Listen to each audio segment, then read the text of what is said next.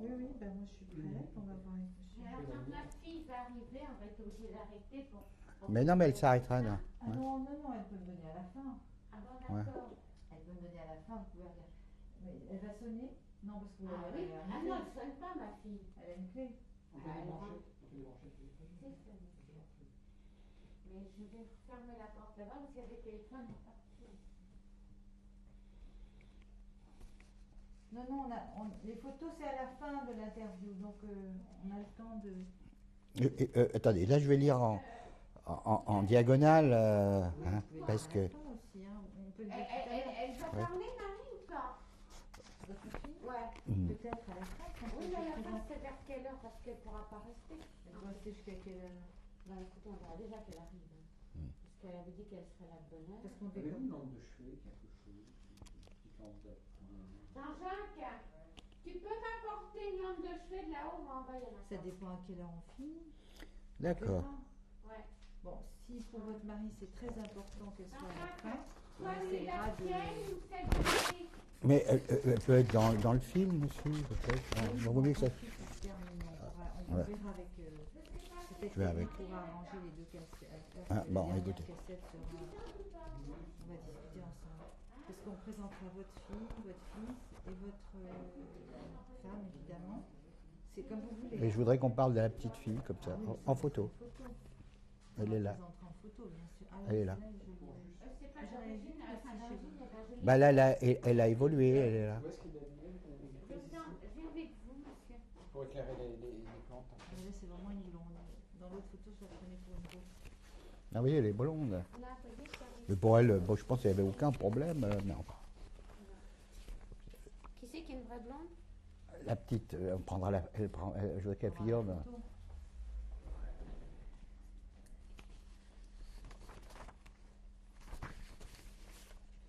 On est tous des blonds. Non, mais la grand-mère, la fille, c'est pas une même blonde. Et la petite fille, c'est encore une autre blonde. De mon côté, on est... Voilà, j'ai lu, hein, bon, moi, il n'y a pas de problème hein, pour moi. Je remplirai ça, il n'y a pas de problème pour moi. Non, il n'y a pas de problème. Bon, j'enlève les lunettes ou je garde les lunettes là, parce Il que... vaut mieux les retirer. Oui, parce que... Si ça vous gêne pas. Ah, moi, ça me gêne pas parce que c'est des lunettes totales. Nous sommes le 24 janvier 1997. Le témoin est M. Charles Zilberberg.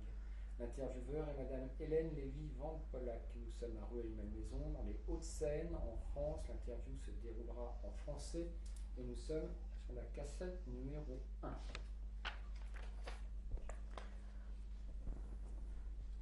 Alors je me mets comme ça. Aïe, aïe, aïe.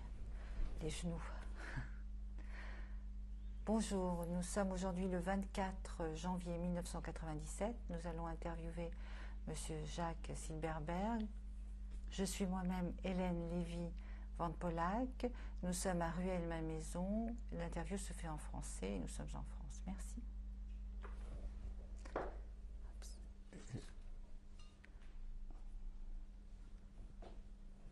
Vous avez dit Jacques Zilberberg. J'ai pas dit Charles? Non. C'est drôle, j'ai cru que j'avais dit Charles.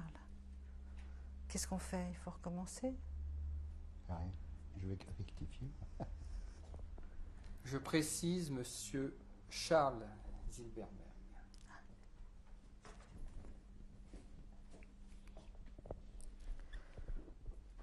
Voilà. Bonjour Monsieur Zilberberg. Donc je vais vous demander de d'épeler votre nom, de nous donner votre prénom aussi, votre prénom juif aussi, et votre lieu de naissance et date de naissance.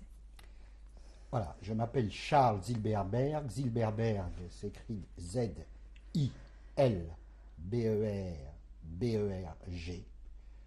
Je suis né le 4 juin 1933 à l'Hôtel Dieu, donc à Paris, 4e France.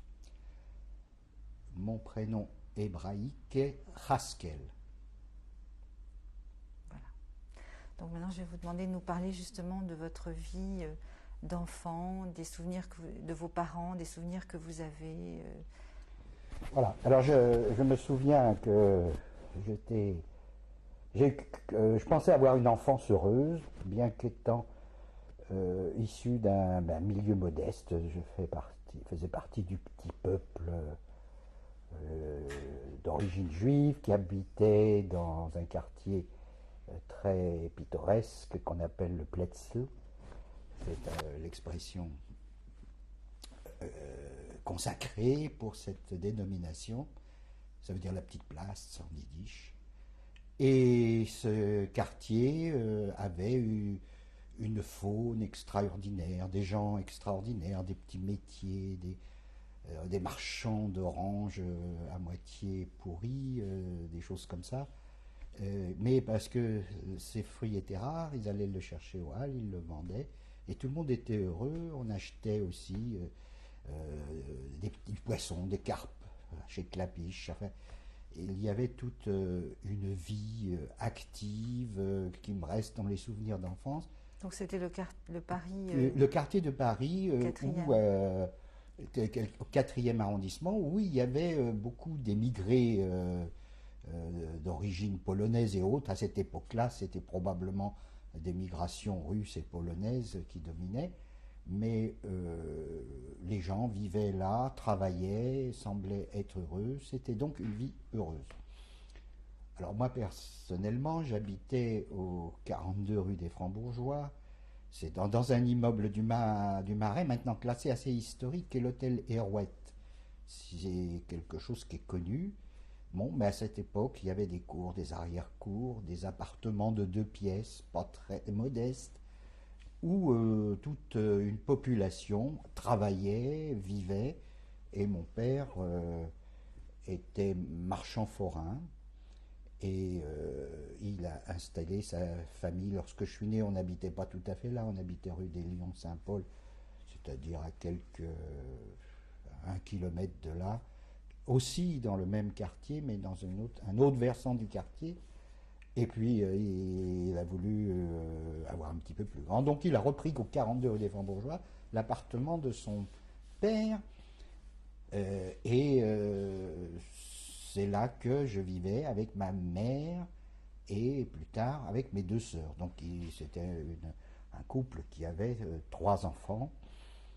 Lui travaillait dur, puisqu'il fallait qu'il nourrisse tout ce petit monde. Et il faisait les marchés avec une licence, et surtout une autre caractéristique pour l'époque, il avait une voiture. Donc il avait eu un permis de conduire, il avait eu d'abord une voiture Citroën, après une voiture Renault, et tout ça est important pour l'histoire, pour le reclasser.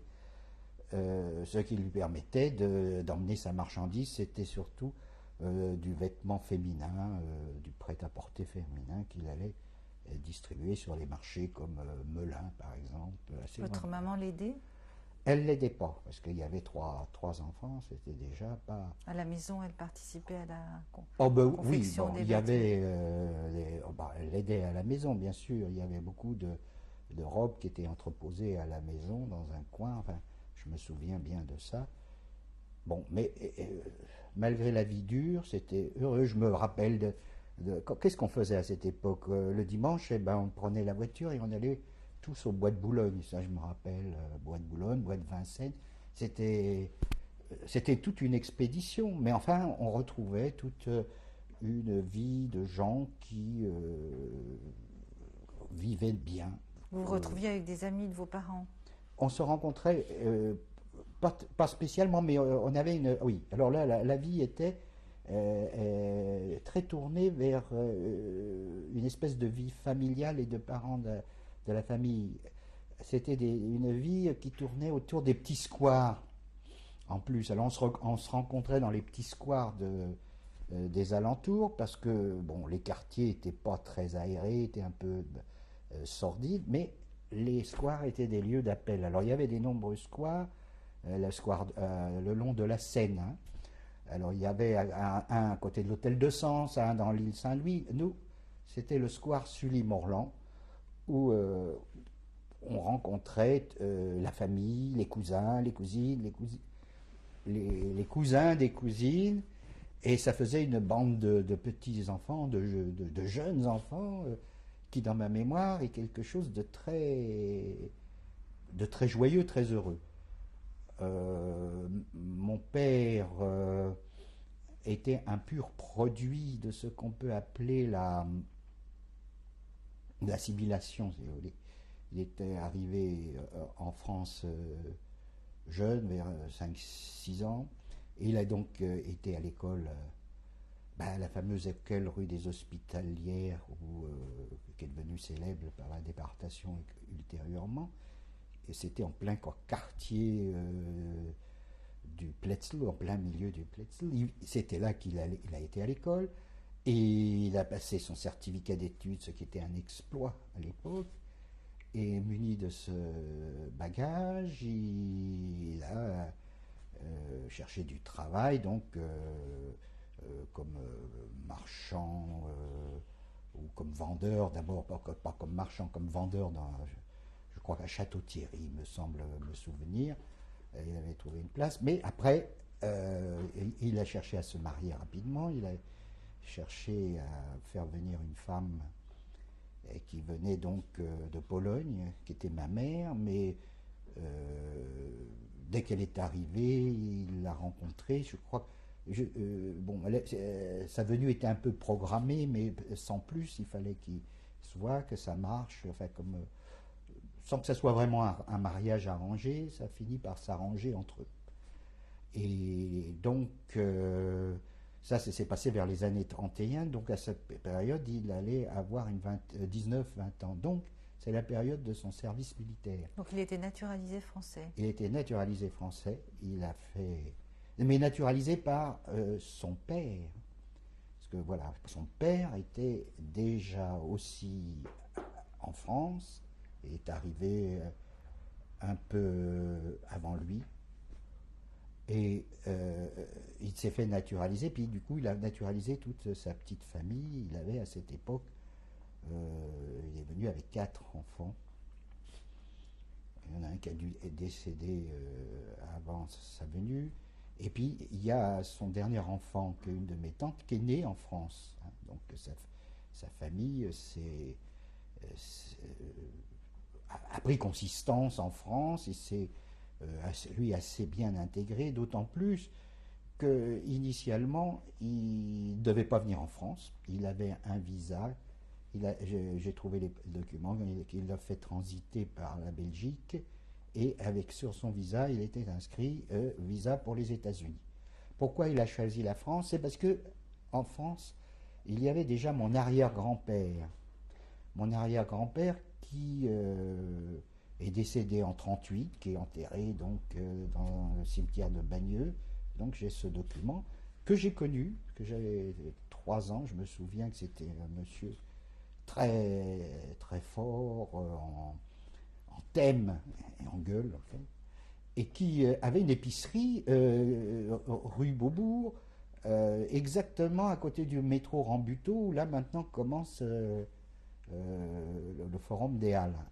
Bon, il y avait un renfoncement, il y avait une épicerie, c'était celui de Salomon Zilberberg, qui était une grande figure du quartier, et qui, je me rappelle bien, de son premier étage, tapait avec un bâton et il disait à sa femme, Madame Salomon, donnez un bonbon à ce jeune homme. J'avais 3 ans, donc on avait des bocaux de bonbons de couleur, enfin, et tout ça, ça procède quand même d'une vision assez heureuse, euphorique, et ça explique pourquoi mon grand-père, arrivant en Belgique, et envie d'aller voir un peu son père, qui les avait en quelque sorte, comme le faisaient beaucoup et font encore les émigrés, même un peu beaucoup abandonné la partie de la famille en Pologne, et qui les autres arrivent dans des vagues successives d'émigration, donc ils sont arrivés donc après 14, mais en 19.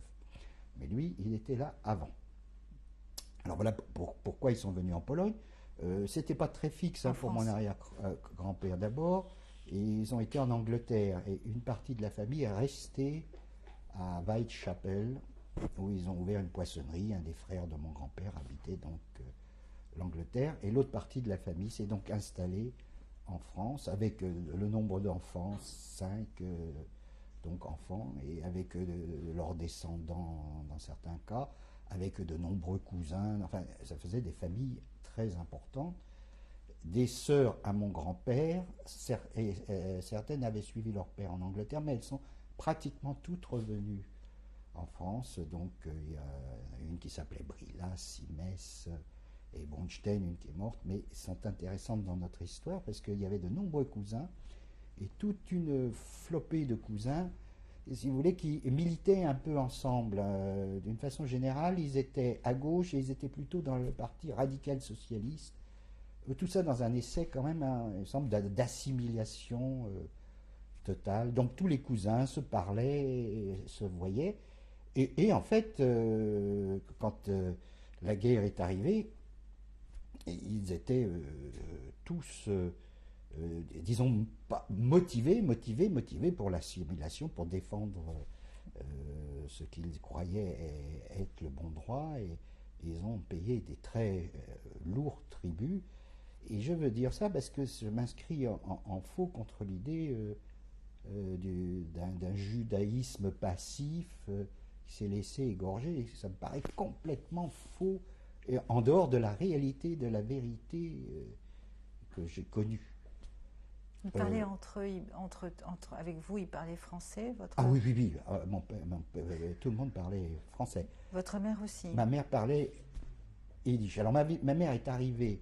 Après, elle parlait yiddish, mais ma mère m'apparaît comme une femme d'une très grande culture. À côté de donc mon père, qui était un peu l'intellectuel, devenu l'intellectuel, il avait le certificat d'études, enfant d'émigrés. Et puis il faisait le coup de poing avec mon oncle. Il y avait des espèces de petites manifestations de type raciste. Ils utilisaient le dessus des poubelles pour pas se laisser faire. Ils avaient eu des bagarres assez homériques dans le quartier. Et vous étiez au courant? Ah bah non, mais moi j'en entendais parler. Moi, mon père me promenait, je me rappelle tout petit, il y avait des rassemblements en bord de Seine, il avait l'habitude d'y aller, discuter, on parlait contre pour Léon Blum, il y avait alors il se mêlait dans ces conversations où c'est pas qu'il était violent, mais même il était petit, il ne se laissait pas agresser par même des plus costauds qui étaient très vindicatifs, voire antisémites, parce que je me rappelle de manifestations le long des quais de la Seine, puisque c'était pas loin du jardin où on nous conduisait souvent, donc Sully-Morland, parce que juste en face il y avait l'île Saint-Louis et on voyait la résidence. Léon Blum habitait dans cette île Saint-Louis. Donc il y avait parfois, donc pendant le Front populaire ou avant ou après, dans mon souvenir, je vois ces manifestations et je vois mon père prendre parti pas à ces bagarres, mais à ces discussions plutôt vives. Et je me rappelle d'avoir été à des manifestations aussi du Front populaire, de la Bastille à la République, sur ses épaules. Voilà, j'ai très peu de vision de mon père, puisque à 6 ans, j'avais 6 ans lorsqu'il est parti à la guerre, mobilisé, et que pratiquement on ne s'est pas revu, sauf un peu plus tard. Là, tout à l'heure, j'expliquerai des circonstances particulières où il a réapparu pour quelques jours, entre deux prisons, entre deux départs, et son départ définitif plutôt. Je vais vous revenir un court instant sur votre vie à la maison, donc les fêtes. Voilà. Alors donc ma mère, pour décrire cette vie qui me paraît heureuse, donc du côté de mes cousines, j'ai retrouvé des noms, peut-être c'est intéressant parce que je me rappelle d'une madame Davis, avec une famille Davis, qui me paraît avoir complètement disparu, mais qui était très religieuse, très cultivée, que ma mère connaissait, elle m'emmenait à la synagogue de cette rue. C'est une petite rue parallèle, j'oublie tout de suite, là, parallèle à la rue des Jardins Saint-Paul. Il y avait une petite rue parallèle avec des petites synagogues privées, dans des immeubles, et où il y avait une ferveur religieuse extraordinaire. Vous voyez, je me souviens des types avec des barbes blanches qui étaient pratiquement des prédicateurs en yiddish, qui avaient une vision presque messianique. Pour moi, c'était ça le Messie, le type qui parle et qui parlait du bien, du mal, de l'amour, de la vie, de la mort, enfin tout ça en yiddish. Bon, et donc ma mère participait à toutes les fêtes, elle faisait kippour, enfin elle était religieuse, et elle m'avait poussé donc vers l'âge de 6 ans, aller au Heider. Je suis allé, mais moi j'ai pas pu avoir une culture religieuse parce que la guerre m'en a empêché, et puis que puis d'autre côté que mon père et lui étaient donc complètement laïques, sans être athée. J'ai pas eu l'occasion à 6 ans encore de discuter de ces problèmes avec mon père, c'est un manque, mais enfin voilà. Il était pratiquement pas pratiquant, mais ma mère, quant à elle pratiquait, mais pas aller jusqu'à manger cachère à la maison. Elle respectait la laïcité de l'autre, mais néanmoins vis-à-vis de son fils et vis-à-vis de moi, m'avait envoyé au Heider, où à l'heure actuelle, je me rappelle encore ce que j'ai appris au Heider.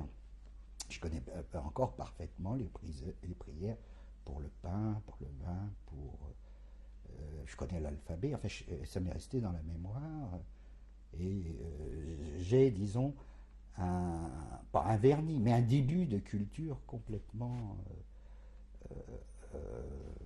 incrusté dans ma tête. Et après, donc, étant pratiquement, entre guillemets, caché à Paris ou caché en province, il était impossible de parfaire ou de continuer une culture yiddish ou judaïsante que j'aurais eu probablement si ma mère avait survécu, je pense. Parce que votre mère est arrivée relativement tard en France. Eh bien, elle est arrivée à l'âge de... elle est arrivée en 1931, je vous dis, 31. Et elle parlait quand même français avec vous. Et elle parlait français. Mais je vous dis, c'était une femme cultivée, elle parlait l'allemand. Elle lisait l'allemand, le polonais et le russe. L'allemand, le polonais, le russe, le yiddish et l'hébreu. Mais c'était, chez nous, il y avait énormément de bouquins. Donc, il y avait les bouquins de ma mère, en yiddish, en hébreu. Elle avait une correspondance très assidue et très poussée avec toute sa famille de Pologne. Donc, c'est pour ça que je sais qu'il y avait une douzaine de personnes. Sa sœur et 2 frères, des cousins. Enfin, il y avait des relations par écrit très, très poussées. Dont elle vous parlait, vous avez le souvenir d'elle vous parler? Ah oui, il y a ça, il n'y a pas de problème. Elle me parlait de ces gens, de cette famille, de sa sœur, de ses frères, cousins, de sa mère. Son père était beaucoup plus âgé. Lui paraît-il qu'il est mort centenaire. Hein, c'était assez curieux, puisque même à l'âge de 100 ans, il allait faire les marchés dans le Städte où il était. Il allait faire les marchés à plusieurs kilomètres, avec un agneau sur les épaules pour aller le vendre au marché, mais à l'âge, me disait-elle, de 100 ans. Ce qui était une attraction, paraît-il, du village. Alors sa mère était plus jeune, mais ça devait être un deuxième mariage, mais elle est morte, je me rappelle, pendant... J'ai beaucoup de souvenirs de ça, parce qu'elle est morte vers 37-38, et je me rappelle que ma mère a fait le deuil complet, comme les Juifs le font. Elle a marché pieds nus, elle a masqué les miroirs, et enfin, toute cette tradition, je l'ai comme en... Ça vous est resté, vous? Ah oui, absolument, je connais. Bon, je sais que je voyais ma mère, ce qu'on appelait Benchen Lelart, c'est bénir la lumière. Elle faisait ça chaque semaine. Voilà, elle le faisait.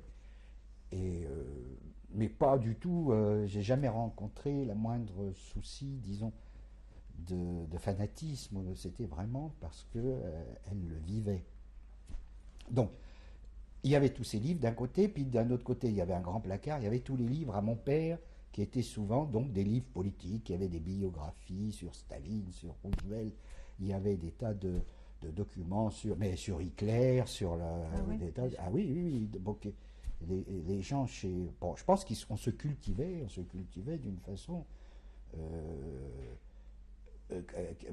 quotidienne, comment par le livre, et puis on avait nous aussi une TSF, pas anodin à cette époque, et puis C'est d'ailleurs la première chose par laquelle on a su qu'on était juif, puisqu'on nous a été obligé de la cacher à la première réquisition des 40.